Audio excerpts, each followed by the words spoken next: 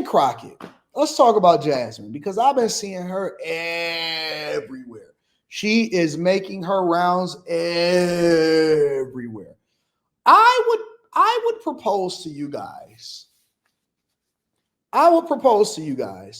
That it is a strong, and when I say strong, I mean strong possibility that they are trying to push Jasmine Crockett to be a prevalent member of the new Democrat, younger version, 2.0, 3.0 revamped Democrat Party, people that they want to celebrate to be a part of the diversity, equity, and inclusion and try to take back Congress and the White House and all of this stuff. I know she's in Congress, but I believe that they're pushing her. Remember when I was asking for a long time and I said, hey man, who do y'all think is going to be up next? Do y'all think that it's going to still be a woman? And I said that I believe that they really want women. They really want women to be inside of the White House. Now, whether you agree with her or not, which obviously I don't agree with the overwhelming majority of what she says, it doesn't change the narrative that I believe that they are pushing her to be a part of the new regime and a new form of controlling what happens in the Democratic Party. Her and AOC, I seen AOC on social media do like an hour and a half, 2-hour live stream trying to break down how she's smarter than Elon Musk. Okay, waitress. But Jasmine Crockett has been everything. She has been on every single liberal media outlet. She's doing podcasts. She's doing all of these things. I believe that Jasmine Crockett is prepping herself to ultimately be one of the faces of the Democratic Party. It's the truth. It's the truth. But this is her pulling up on MSNBC and her basically saying that it is going to cost us too much money to deport illegal migrants that are committing crimes inside of the United States of America. And she's justifying it by saying this. And this, of course, she pulled up with Rachel Maddow. But this is her on Rachel Maddow, and this is what she had to say. Absolutely. What should people understand about the rationale for protecting places like schools, churches, synagogues, hospitals from immigration enforcement actions in the past? Yeah, I mean, this is very simple. First of all, I don't know my country anymore, right? When we are looking at situations that are so disruptive to our communities. And again, as you talked about the hero who wasn't necessarily wearing a cape, but instead had her coffee cup. When we think about the disruption to everyone because of something that really is a civil penalty, I want to get this across to your viewers, because I don't think that people understand that as Republicans oftentimes say things like, oh, they're illegal. According to federal law, you literally can get a traffic ticket that is more serious than what this is. It's a civil penalty. And so to have these guys disrupting you as you are trying to pray, whether you're an immigrant or not, you're disrupting a place of worship.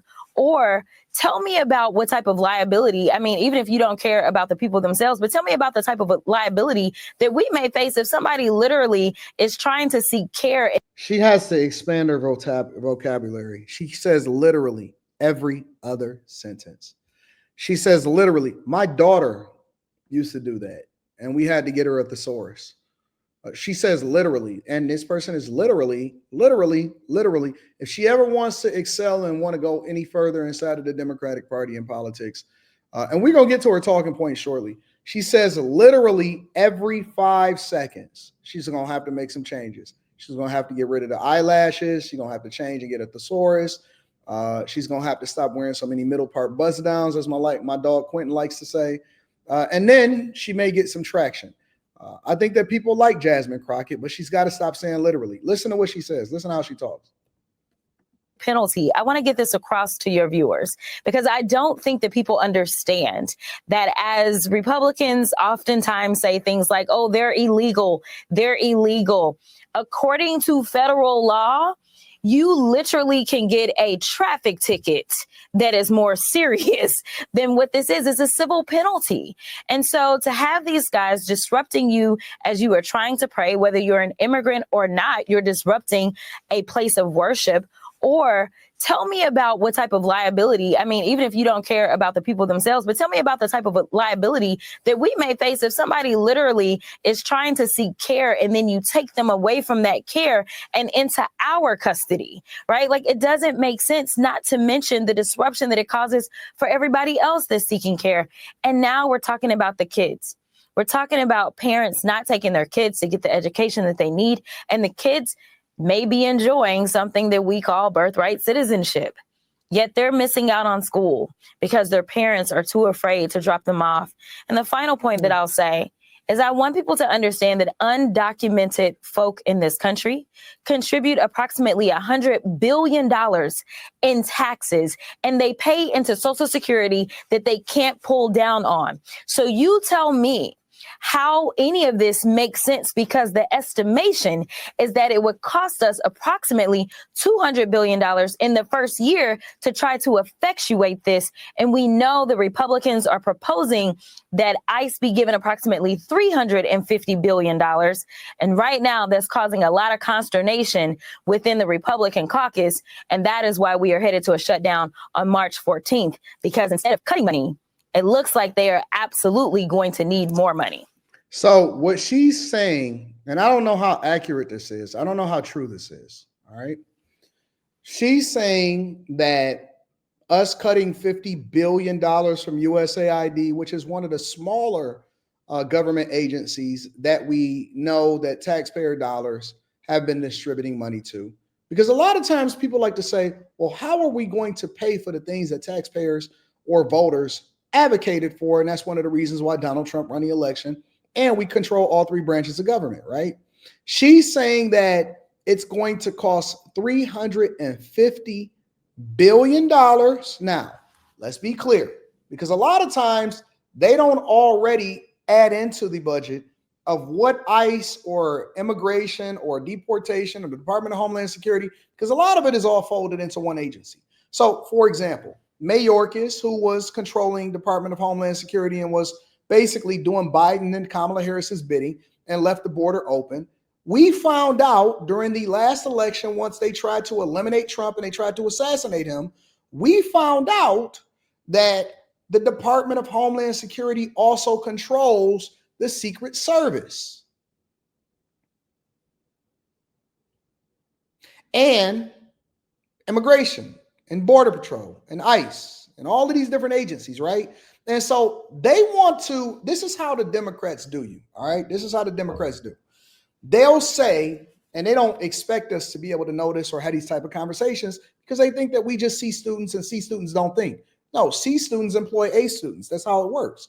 But this is what they'll do. They'll say, and they're asking for $300 billion or this amount of money or that amount of money.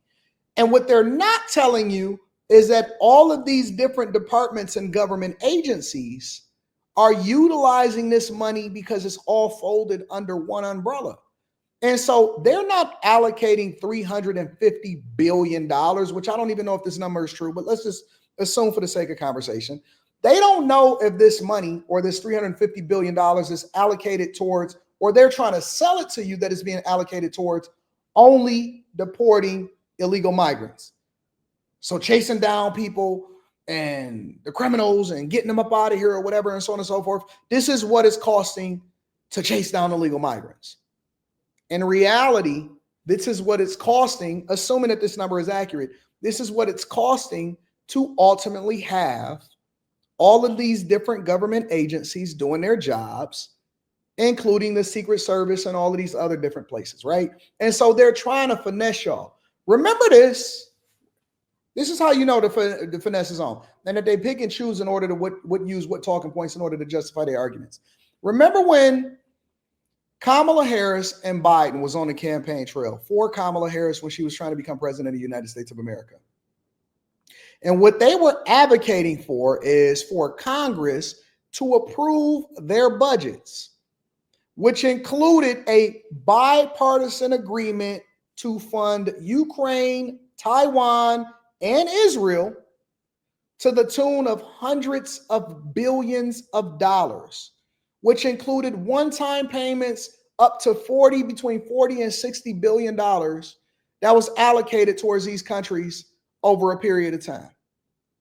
And that was a part of the Department of Homeland Security and immigration budget in order to stop the flow of fentanyl and to make sure that we stop the flow of migrants from coming across the border. It wasn't to deport migrants. It was only to give us a couple more border agents, some more security, some more the government contracts for us to create machinery that will identify the fentanyl. No, it wasn't, hey, we're going to get more troops at the border. We're going to get this happening. We're going to get Mexico to get deployed more than 10,000 troops. We're going to get Canada to participate in this. They need to be able to stop the flow of it before it even gets to our borders in the first place. It was none of that. They made sure that they tried to pitch this bill, which included funding for all of these other government industries, probably through USAID, right? Probably through it. And so they were gung-ho. And one of the Kamala Harris campaign trail talking points was Trump killed the bill that would have added hundreds of billions of dollars for us to make sure that we can protect our borders, which basically was cloaked in different government contracts that allow for them to be able to finesse the money from taxpayers. But this is what they were doing. Now they're having a problem with the budget and trying to make it seem like, oh man, this is so difficult. This is going to cost so much money. They're against cost cutting. They're against not sending money all overseas, but they are against making sure that we have the money to make sure that these illegal people that's doing the most crimes, which we can't even fully identify how much it's truly costing taxpayers. Anton, why do you say we can't really get a number on it? Because we don't know how much it's costing in government services. How much is it costing to jail them?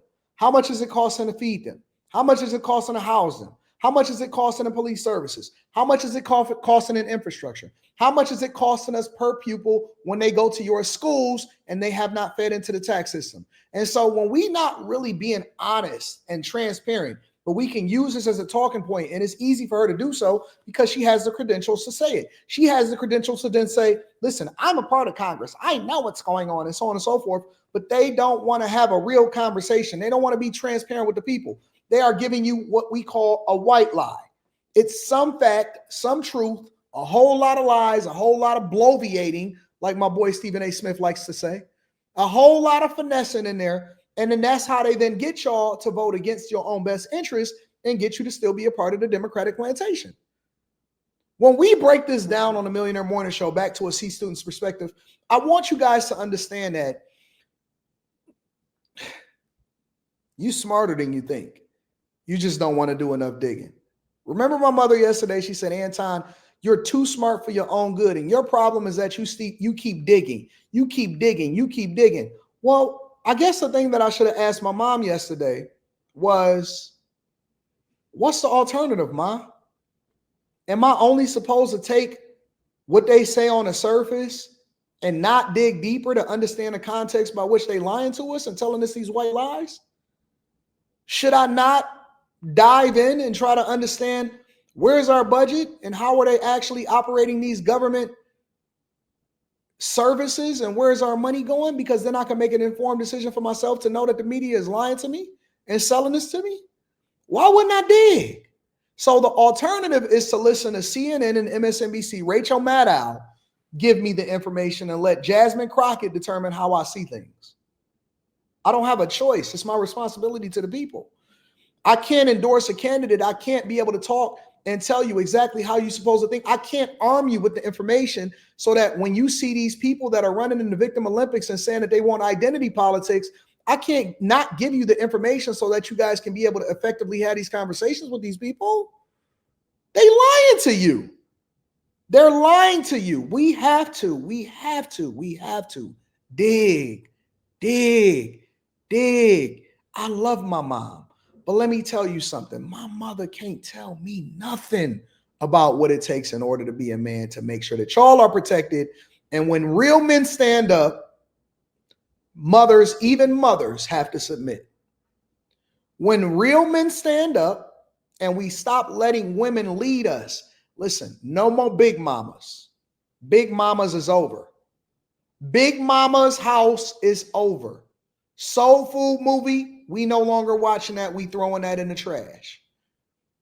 When real men stand up and say, I'm not a part of the 78% that then followed the 93% over to the polls, but I'm a part of the 22% that decided to think for myself because my family need me and I need to leave this earth in a better space had I not been here, that's when women will respect you.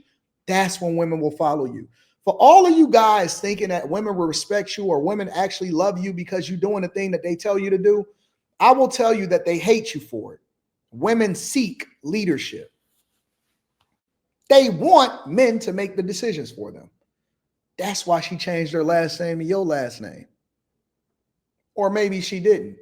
And maybe she's still using her maiden name because she don't even respect you enough to be able to change her last name. That's her daddy's daughter, not your wife. Oh my God, Anton is going off the rails. No, it's all relevant. It all comes back down to the same thing. I'm trying to tell you why it's difficult for me to listen to Jasmine Crockett. As much as people love her, as much as people think that she's a part of the next wave of Democrat feminists that's going to lead you into liberation and be able to hold you down, I'm trying to tell you that this woman probably shouldn't even be in Congress because she needs to be a follower. Y'all need to stop listening to these women that's leading y'all to the slaughter. That's why y'all got this diversity, equity, and inclusion, and Trump had to sign an executive order in the first place to keep men out of women's sports. Because you be listening to these women that can't lead you anywhere. You can take their advice, you can take them into consideration, but ultimately, this is what we supposed to do. We got to stand on our own 2 feet. We love our mothers, we respect them, and we would never disrespect them. But at the same time, they can't tell me nothing. Nothing at all. Nobody can tell me anything when I'm the person that makes sure that you're taken care of. Remember that. Remember that. I'm the person that cut the checks.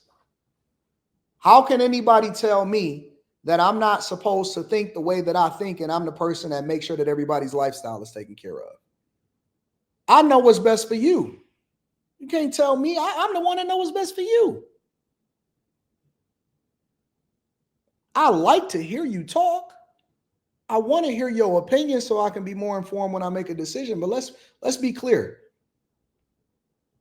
Complaints go up, not decision making. Decision goes down.